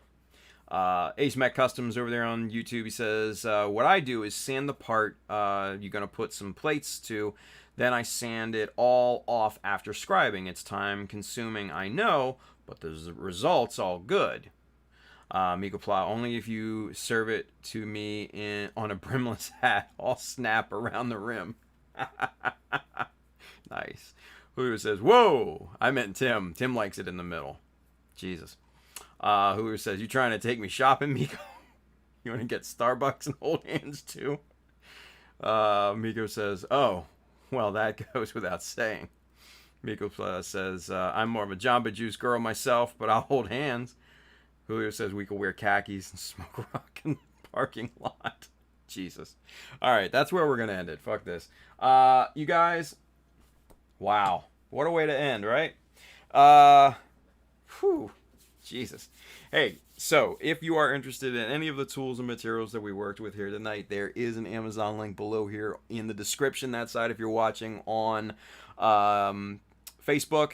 And like I said, tools and materials that we use, gear for streaming, books for inspiration, all sorts of fun stuff. I do get a bit of a commission based on the stuff that you buy, but it doesn't increase the cost for you. It just goes to help support the stream and the channel and everything.